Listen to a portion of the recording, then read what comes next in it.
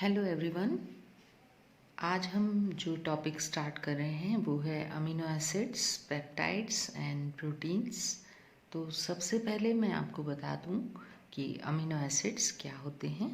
Amino acids उन compounds को कहा जाता है जिनमें अमीनो ग्रुप भी प्रेजेंट होता है और कार्बोक्सिलिक एसिड ग्रुप भी प्रेजेंट होता है। COH ग्रुप भी प्रेजेंट है, NH2 ग्रुप भी प्रेजेंट है।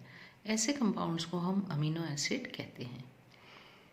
ये जो R है, ये R प्रत्येक अमीनो एसिड की साइड चेन है जो कि हर अमीनो एसिड की अलग अलग होती है।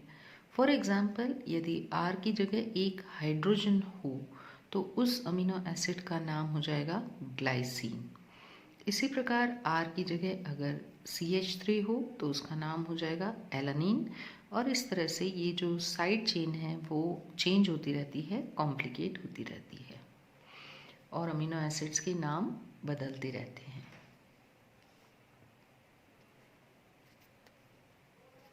तो लगभग 20 प्रकार के जो अमीनो एसिड हैं, तरह तरह के 20 तरह के अमीनो एसिड जो हैं वो कंबाइन होकर तरह तरह के प्रोटीन्स बनाने में काम आते हैं। उन 20 अमीनो एसिड में से 8 अमीनो एसिड जो होते हैं उनको हम इसेंशियल अमीनो एसिड्स कहते हैं। ये जो इसेंशियल अमीनो एसिड हैं ये हमारी बॉडी जो है वो सिंथेसाइज नहीं कर पाती है, हमारे शरीर में इनका संश्लेषण नहीं हो सकता और यदि हम फूड द्वारा, भोजन द्वारा इसको यदि ग्रहण ना करें तो इससे बॉडी की ग्रोथ रुक जाती है। तो प्रोटीन्स जो हैं वो बहुत ही इम्पॉर्टेंट चीज़ हैं बॉडी के लिए और अमीनो एसिड्स प्रोटीन को बनाने में काम आते हैं।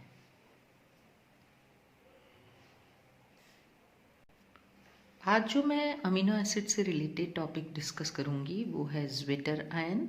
ज्वेटर आयन का दूसरा नाम डाईपोलर आयन भी है और इसी का तीसरा नाम इंटरनल सॉल्ट भी है। जैसा कि हम जानते हैं कि अमीनो एसिड के स्ट्रक्चर में, यहाँ पे भी हम देख सकते हैं, अमीनो एसिड के स्ट्रक्चर में एक अमीनो ग्रुप और एक COH ग्रुप है। COH ग्रुप जो है वो हाइड्रोजन डोनर की तरह काम करते हुए अम्ल की तरह व्यवहार करता है और NH2 में, जो कि नाइट्रोजन के ऊपर इलेक्ट्रॉन युग्म होता है, इसलिए ये प्रोटॉन ग्रहण करने का काम करता है, क्षार की तरह काम करता है। तो इंटरनली ही यदि अमीनो एसिड सॉल्यूशन रूप में उपस्थित हो, ड्राई नहीं हो, सॉल्यूशन रूप में उपस्थित हो, तो वो इस रूप में नहीं पाया जाता है, बल्कि अमीनो एसिड सॉल्यूशन रूप में जब होता है तो वो ज्वेटर आयन के रूप में पाया जाता है, क्योंकि इसके अंदर इंटरनली ही हाइड्रोजन का ट्रांसफ़र COH समूह से NH2 समूह की तरफ हो जाता है और आपको ये आयन प्राप्त होता है जो कि डाईपोलर आयन या इंटरनल सॉल्ट या ज्वेटर आयन के नाम से जाना जाता है। तो जैसा कि मैंने आपको बताया कि R जो है वो साइड चेन है, तो हर अमीनो एसिड के लिए R अलग अलग ग्रुप होगा। इसी प्रकार से जो ज्वेटर आयन है वो हर अमीनो एसिड के लिए अलग pH पर, हर अमीनो एसिड जो है एक पर्टिकुलर अलग pH पर ज्वेटर आयन के रूप में उपस्थित रहता है।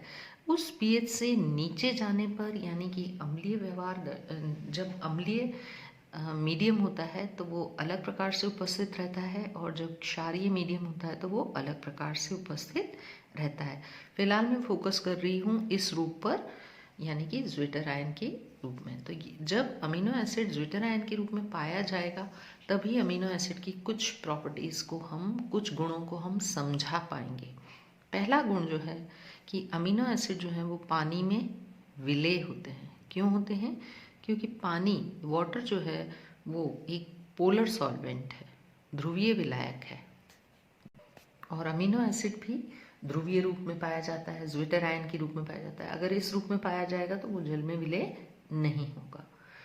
दूसरी प्रॉपर्टी जो है वो ऑर्गेनिक सॉल्वेंट्स में अमीनो अम्ल जो होते हैं कार्बनिक विलायकों में अविलेय होते हैं, क्योंकि कार्बनिक विलायक अध्रुवीय होते हैं। तो अध्रुवीय कार्बनिक विलायकों में ये अविलेय होंगे, क्योंकि ध्रुवीय में ध्रुवीय विलय होता है, अध्रुवीय में अध्रुवीय। तो चूंकि अमीनो एसिड ध्रुवीय है, इसलिए वो ध्रुवीय विलायक में विलय है। तीसरा जो है, अमीनो एसिड का गलनांक 200 डिग्री से ऊपर होता है और मेल्ट होने पर अमीनो एसिड जो होते हैं वो विघटित हो जाते हैं, डीकम्पोज हो जाते हैं। चौथा इनका गुण एम्फोटेरिक बिहेवियर है। अमीनो एसिड उभयधर्मी व्यवहार प्रदर्शित करते हैं, यानी कि ये अम्ल की तरह भी व्यवहार करते हैं और क्षार की तरह भी व्यवहार करते हैं। आगे जो रिएक्शन लिखी हुई है उससे आपको ये बात अच्छी तरह समझ में आ जाएगी। ये देखिए, इस अभिक्रिया में आप आराम से समझ सकते हो। ये है अमीनो एसिड का अध्रुवीय रूप। जैसे ही इसको विलायक में विलय करेंगे, जल में विलय करेंगे मान लीजिए, तो अमीनो एसिड इस रूप में आ जाएगा। ठीक, यानी कि एक प्रोटॉन का ट्रांसफर COH से NH2 की तरफ हो जाएगा। ये रूप कहलाता है ज्वेटर आयन रूप। ज्वेटर आयन में COO समूह, COO माइनस समूह अब प्रोटॉन ग्रहण कर सकता है, इसलिए इसको कहते हैं क्षारीय समूह। और NH3 प्लस जो है वो प्रोटॉन दे सकता है, इसलिए इसको कहते हैं अम्लीय समूह। तो ये जो ज्वेटर आयन है वो अम्ल की तरह भी व्यवहार करेगा और क्षार की तरह भी व्यवहार करेगा। जैसे ही इस जलीय विलयन के अंदर हम प्रबल अम्ल मिलाएंगे तो प्रबल अम्ल जो होता है वो प्रोटॉन दाता होता है, वो एक प्रोटॉन दे देगा। एक प्रोटॉन देते ही इस पर प्रोटॉन लग जाएगा और ये वाला रूप प्राप्त हो जाएगा अमीनो एसिड का। यानी कि अम्लीय माध्यम में, अर्थात कम पीएच पर, अम्लीय माध्यम में या कम पीएच पर ज्वेटर आयन का कॉन्जुगेट एसिड रूप प्राप्त हो जाएगा, जहाँ पर NH3 भी प्रोटॉन दाता की तरह काम कर सकता है अब, और COH भी प्रोटॉन दाता की तरह। यानी ये दोनों समूह अम्लीय समूह कहलाएंगे अब, जब अम्ल की उपस्थिति होगी। यदि इस ज्वेटर आयन में प्रबल क्षार मिला दिया जाता तो क्षार का काम होता है प्रोटॉन लेना, तो वो यहाँ से एक प्रोटॉन ले लेता और इसको कन्वर्ट कर देगा इसमें, यानी अब बन गया कॉन्जुगेट बेस। कब बना ये? हायर पीएच पर, यानी क्षारीय माध्यम में। अब जो समूह उपस्थित है, अब जो रूप है उसके अंदर दो समूह है, एक NH2 एक COO माइनस। दोनों ही प्रोटॉन ग्रहण कर सकते हैं, इसलिए ये दोनों ही समूह कहलाएंगे बेसिक, है ना। ये बेसिक रूप है इसका, क्षारीय समूह कहलाएंगे।